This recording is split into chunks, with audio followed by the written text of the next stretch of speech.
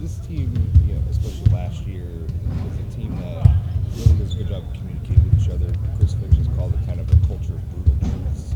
When you're new and trying to integrate into that, how has it been just fitting into that aspect of this team, just the way that it communicates? It's great. It's great because there's no egos. There's no back and forth. It's if somebody sees something that I'm doing or I'm not doing correctly, they voice it and then get it out of the way, and vice versa. Top to bottom, doesn't matter role on the team, doesn't matter status. Everybody's kind of the same right now with their ego, and it's really refreshing. How is Ant kind of fitting into that, and what has your communication been like with him? I mean, I think he's at the forefront of it. You can say anything to him, and it's yep, I got you, and he doesn't just. It's not in one ear and out the other. He goes out and does it.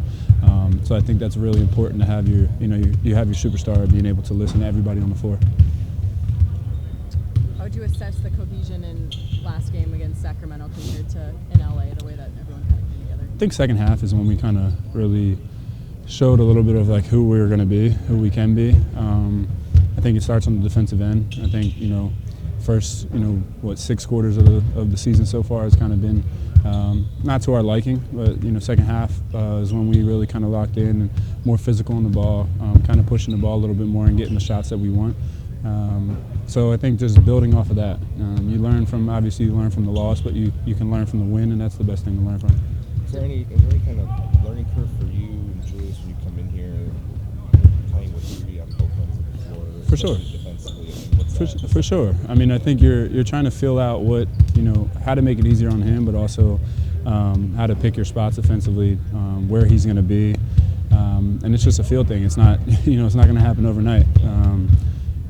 Obviously, he's the Defensive Player of the Year, so you have that kind of blanket behind you of you can be aggressive, but at the same time it takes that connection takes time.